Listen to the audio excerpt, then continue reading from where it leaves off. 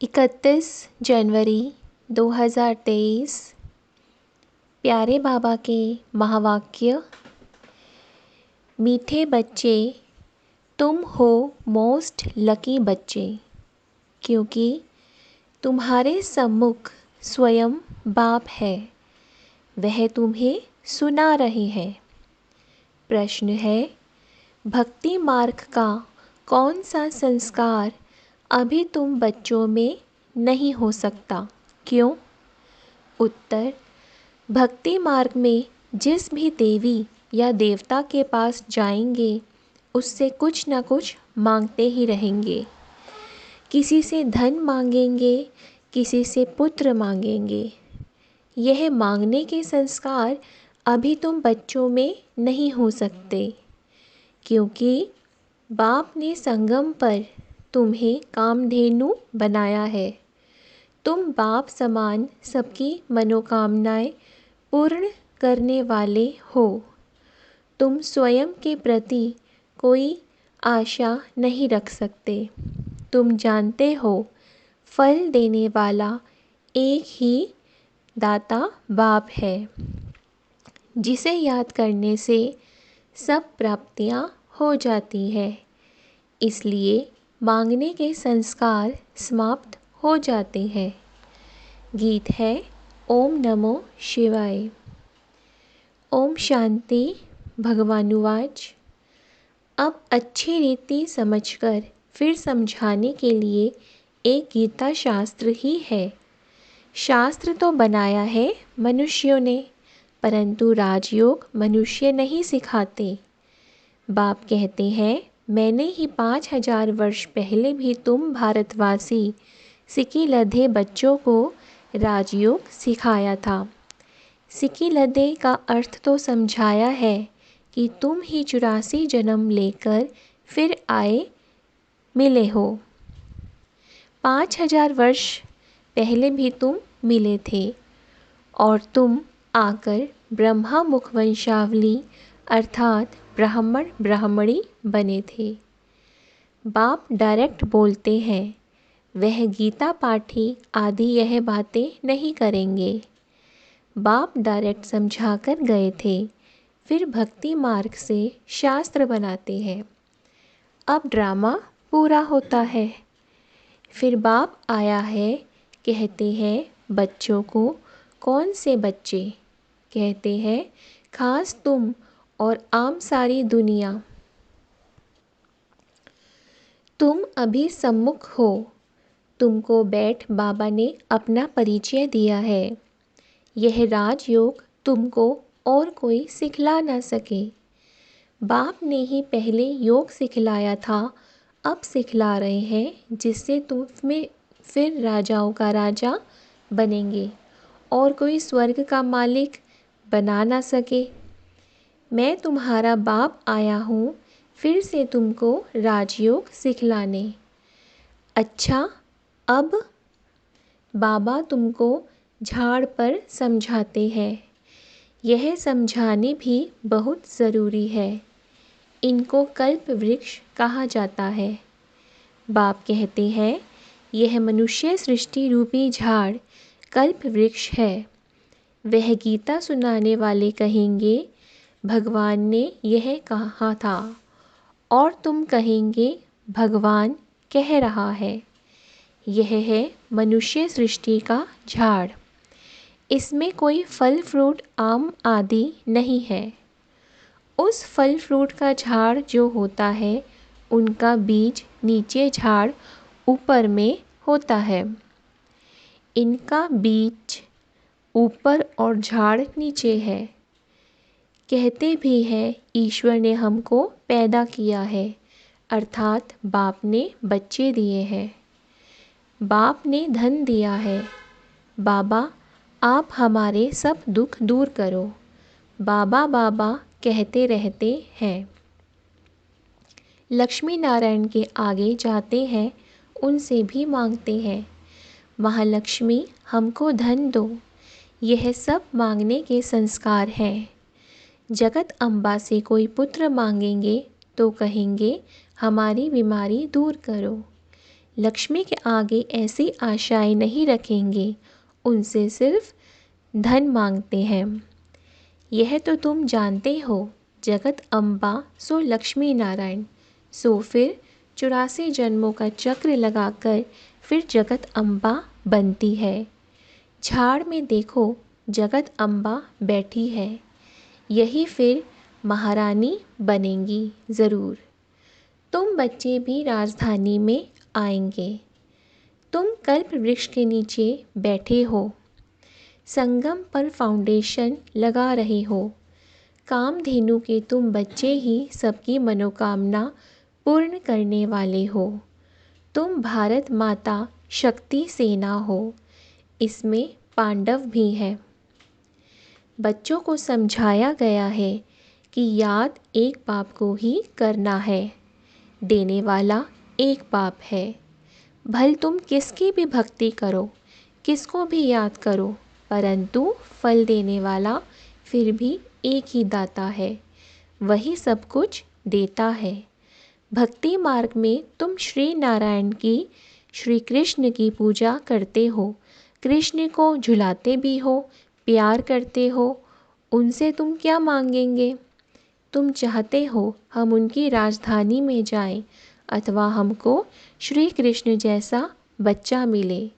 गाते हैं भजो राधे गोविंद चलो वृंदावन, जहाँ राज्य भाग्य करते थे वैकुंठ में। उस समय कोई भी अप्राप्ति नहीं होती। श्री कृष्ण के राज्य को याद तो बहुत करते हैं। भारत में जब श्री कृष्ण का राज्य था तो और कोई राज्य नहीं था। अब बाप आए हैं, कहते हैं चलो कृष्णपुरी में, चलकर श्री कृष्ण की पत्नी बनो या राधे का पति बनो, बात एक ही है। वहाँ विष नहीं मिलेगा, वह है ही संपूर्ण निर्विकारी दुनिया। अभी तुम स्टूडेंट हो, पढ़ रहे हो नर से नारायण, बैगर से प्रिंस बनने के लिए। यहाँ भल कोई करोड़पति है, 50 करोड़ है, लेकिन तुम्हारी भेंट में वह गरीब है, क्योंकि यह सब उनका धन मिट्टी में मिल जाना है, कुछ भी साथ नहीं चलेगा। हाथ खाली जाएंगे। तुम तो हाथ भरतू करके जाते हो 21 जन्मों के लिए। अभी तुम राजयोग सीख रहे हो, फिर सतयुग में आकर राज्य करेंगे। तुम पुनर्जन्म लेते वर्णों में आते रहते हो। सतयुग में है 16 कला, त्रेता में है 14 कला, फिर भक्ति मार्ग शुरू होता है, फिर इब्राहिम बुद्ध आते हैं। क्राइस्ट के 3000 वर्ष पहले देवी देवताओं का राज्य था। अब सारा झाड़ जड़ जड़ीभूत अवस्था को पाया हुआ है। अभी तुम कल्प वृक्ष के नीचे संगम पर बैठे हो। इसको कहा जाता है कल्प का संगम, अथवा कलयुग और सतयुग का संगम। सतयुग के बाद त्रेता, फिर त्रेता के बाद द्वापर और कलयुग का संगम। कलयुग के बाद फिर सतयुग ज़रूर आएगा, बीच में संगम ज़रूर चाहिए। कल्प के संगम युगे बाप आते हैं। उन्होंने कल्प अक्षर बदल सिर्फ युगे युगे लिख दिया है। बाप कहते हैं मैं निराकार परमपिता परमात्मा ज्ञान का सागर हूँ। भारत में ही शिव जयंती गाई जाती है। श्री कृष्ण तो ज्ञान दे न सके। तुम कहते हो हम स्वर्ग में श्री कृष्ण के साथ मिलेंगे। बाप कहते हैं भक्ति में श्री कृष्ण का साक्षात्कार मैं तुमको कराता हूँ। कृष्ण जयंती पर बहुत प्रेम से उनको झूला झुलाते हैं, पूजा करते हैं। उनको जैसे सच सच श्री कृष्ण दिखाई पड़ता है। साक्षात्कार होगा, कृष्ण का चित्र होगा तो उनको भी उठाकर भाकी पहनेंगे। भक्ति मार्ग में मैं ही मदद करता हूँ, दाता मैं हूँ। लक्ष्मी की पूजा करते हैं, अब वह तो है ही पत्थर की मूर्ति, वह क्या देगी? देना फिर भी मुझे ही पड़ता है। साक्षात्कार भी मैं ही कराता हूँ, यह भी ड्रामा में नूंद है। जैसे कहते हैं परमपिता परमात्मा के हुक्म से पत्ता पत्ता हिलता है, क्योंकि वह समझते हैं पत्ते पत्ते में परमात्मा है। क्या परमात्मा बैठ पत्ते को हुक्म करेगा क्या? यह तो ड्रामा बना हुआ है। अभी तुम जैसी एक्ट कर रहे हो, वह कल्प के बाद भी तुम ऐसे ही करेंगे। जो कुछ शूटिंग में शूट हुआ वही चलेगा, उसमें कुछ फ़र्क नहीं पड़ सकता। ड्रामा को भी अच्छी रीति समझना है। बाप समझाते हैं बेहद का सुख कल्प कल्प भारत को ही मिलता है, परंतु जो ब्राह्मण बनते हैं वही वर्णों में आते हैं, 84 जन्म लेते हैं, फिर औरों के जन्म नंबरवार कम होते जाएंगे। कितने छोटे छोटे मठ पंथ हैं, भल उन्हों की महिमा है क्योंकि पवित्र है। स्वर्ग का रचयिता तो है बाप, और कोई मनुष्य थोड़े ही स्वर्ग रचेगा, फिर राजयोग भी कोई सिखलावे। अभी तुम श्री कृष्णपुरी में जाने के लिए राजयोग सीख रहे हो। पुरुषार्थ हमेशा ऊंचा करना चाहिए। तुम कहते हो श्री कृष्ण जैसा बच्चा मिले, श्री कृष्ण जैसा पति मिले। श्री कृष्ण ही श्री नारायण बनता है, फिर श्री कृष्ण जैसा क्यों कहते? तुमको तो कहना चाहिए नारायण जैसा पति मिले। नारद ने भी कहा हम लक्ष्मी को वरें, राधे के लिए नहीं कहा। बाप समझाते हैं तुमको कृष्णपुरी चलना है तो खूब पुरुषार्थ करो। वह है श्री कृष्ण का दैवी कुल, कंस का है आसुरी कुल। तुम अभी हो संगम पर। शूद्र संप्रदाय तो ब्राह्मण ब्राह्मणी कहला ना सके। जो ब्राह्मण ना कहलाए वह शूद्र वर्ण के हैं। भारत की ही बात है। भारत ही स्वर्ग बनता, फिर भारत ही नर्क बन जाता है। लक्ष्मी नारायण को भी 84 जन्म ले रजो तमो में आना ही है, जबकि वह भी चक्र में आते हैं। तो बुद्ध आदि वापस निर्वाण धाम में कैसे जा सकते? कोई तो कह देते कृष्ण सर्वव्यापी है, जिधर देखो कृष्ण ही कृष्ण। राम के भक्त कहेंगे राम सर्वव्यापी है, वह कृष्ण को नहीं मानेंगे। बाबा के पास एक राधा पंथी आया था, कहता था राधे ही राधे, राधे हाजिरा हजूर है, तेरे में मेरे में राधे ही राधे है। गणेश का पुजारी कहेगा तेरे में मेरे में गणेश ही गणेश है। कृष्ण फिर कहते क्राइस्ट गॉड का सन है, बच्चा है। अरे क्राइस्ट सन था तो तुम किसके बच्चे हो, किसके सन हो? अनेक मत मतांतर है, रास्ता कोई को भी मिलता नहीं, सिर्फ माथा टेकते भटकते रहते हैं। मुक्ति और जीवन मुक्ति भगवान ही देंगे ना, उनसे हम क्या मांगे? कोई को पता ही नहीं। बाप को ना जानने कारण निधन के बन गए हैं, फिर धनी आकर धड़का बनाते हैं। मनुष्य कितने धक्के खाते हैं, समझते हैं भक्ति से भगवान मिलेगा। बाप कहते हैं मैं आता ही हूँ अपने समय पर, भल कोई कितना भी पुकारे, परंतु मैं आता हूँ संगम पर। एक ही बार भारत को स्वर्ग बनाए सबको शांति में भेज देता हूँ, फिर नंबरवार अपने अपने समय पर आते हैं। जो देवी देवता थे वह भी सब आत्माएं बैठी हुई हैं, फिर से अपना राज्य भाग्य ले रहे हैं। अभी तो देवी देवता धर्म ही नहीं है, सब अपने को हिंदू कहलाने लग पड़े हैं। ड्रामा अनुसार फिर भी ऐसा होगा।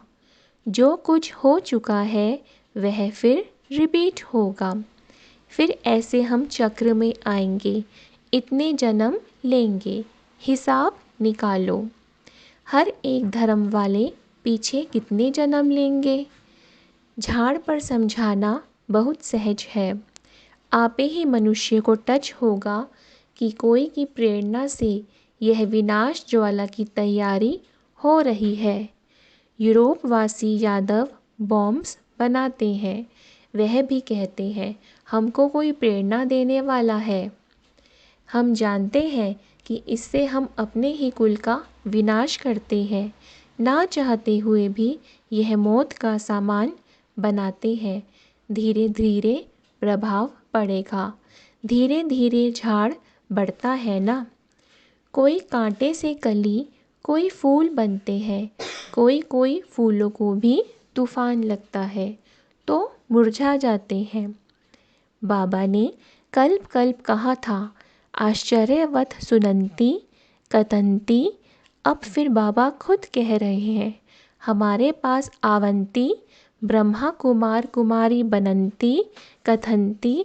फिर भी अहो मम माया, अच्छे अच्छे बच्चों को खावंती। आगे चलकर देखना कैसे अच्छे अच्छे बच्चे भी खत्म हो जाते हैं। जो पास्ट हो गया सो फिर अब प्रेजेंट में बाप समझाते हैं। फिर भक्ति मार्ग में शास्त्र बनाएंगे। यह ड्रामा ऐसा बना हुआ है। अब बाप आकर ब्रह्मा द्वारा सभी वेदों शास्त्रों का सार समझा रहे हैं। जो धर्म स्थापन करते हैं उनके नाम पर ही शास्त्र बनाते हैं। उसको धर्म शास्त्र कहा जाता है। देवी देवता धर्म का शास्त्र एक ही गीता है। हर एक का धर्म का एक शास्त्र होना चाहिए। श्रीमद् भगवत गीता ठीक है, भगवानुवाच है। भगवान ने आदि सनातन देवी देवता धर्म की स्थापना की। यह है सबसे प्राचीन धर्म। हर एक धर्म का अपना अपना शास्त्र है और पढ़ते रहते हैं। अभी तुम देवता बनते हो लेकिन तुमको शास्त्र पढ़ने की दरकार नहीं। वहाँ शास्त्र होता ही नहीं। यह सब खत्म हो जाएंगे फिर गीता कहाँ से आई। द्वापर में बैठ मनुष्यों ने बनाई। जो गीता अभी है फिर भी वही गीता खोजकर निकालेंगे। जैसे कल पहले बनाई है वैसे फिर यह शास्त्र बनेंगे। भक्ति मार्ग की सामग्री बनती ही जाएगी। बाप समझाते हैं, सिकिलदे बच्चे मुझ बाप की श्रीमत पर चल श्रेष्ठ बनो। तुम अभी संगम युग पर राजयोग सीख रहे हो, जबकि कल युग को सतयुग बनाना है। उन्होंने कल्प की आयु लंबी बताए सभी को घोर अंधियारे में डाल दिया है। मनुष्य तो मूंझे हुए हैं। ड्रामा अनुसार तुम बच्चों को ही बेहद के बाप से वर्षा लेना है। बाबा ने बहुत युक्तियाँ बताई हैं। सिर्फ बाबा को याद करो, चार्ट रखो। भोजन बनाने समय भी याद करो। भोजन बनाते समय पति बच्चा याद पड़ता है तो शिव बाबा क्यों नहीं पढ़ सकता। यह तुम्हारा काम है। बाबा बुद्धि की सीढ़ी देते हैं, फिर चढ़ो ना चढ़ो यह है तुम्हारा काम। जितना याद करेंगे उतना सीढ़ी चढ़ते जाएंगे, नहीं तो इतना सुख नहीं मिलेगा। अच्छा, मीठे मीठे सिकिलदे अर्थात 5000 वर्ष के बाद फिर आए मिले हुए बच्चों को नंबरवार पुरुषार्थ अनुसार माता पिता बाप दादा का याद प्यार और गुड मॉर्निंग। मीठे मीठे रूहानी बाप को रूहानी बच्चों की नमस्ते। हम रूहानी बच्चों की रूहानी बाप दादा को नमस्ते। धारणा के लिए मुख्य सार। पहला, कृष्णपुरी में चलने के लिए पुरुषार्थ बहुत अच्छा करना है। शूद्रपन के संस्कारों को परिवर्तन कर पक्का ब्राह्मण बनना है। दूसरा, बुद्धि बल से याद की सीढ़ी पर चढ़ना है। सीढ़ी चढ़ने से ही अपार सुख का अनुभव होगा। वरदान है, अटेंशन और चेकिंग की विधि द्वारा व्यर्थ के खाते को समाप्त करने वाले मास्टर सर्वशक्तिवान भव। ब्राह्मण जीवन में व्यर्थ संकल्प, व्यर्थ बोल, व्यर्थ कर्म, बहुत समय व्यर्थ गवा देते हैं। जितनी कमाई करने चाहो उतनी नहीं कर सकते। व्यर्थ का खाता समर्थ बनने नहीं देता। इसलिए सदा इस स्मृति में रहो कि मैं मास्टर सर्वशक्तिवान हूँ। शक्ति है तो जो चाहे वो कर सकते हैं, सिर्फ बार बार अटेंशन दो। जैसे क्लास के समय व अमृत वेले की याद के समय अटेंशन देते हो, ऐसे बीच बीच में भी अटेंशन और चेकिंग की विधि अपना लो तो व्यर्थ का खाता समाप्त हो जाएगा। श्लोगन है, राज ऋषि बनना है तो ब्राह्मण आत्माओं की दुआओं से अपनी स्थिति को निर्विघ्न बनाओ।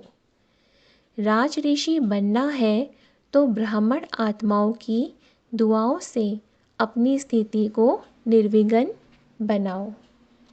अच्छा, ओम शांति।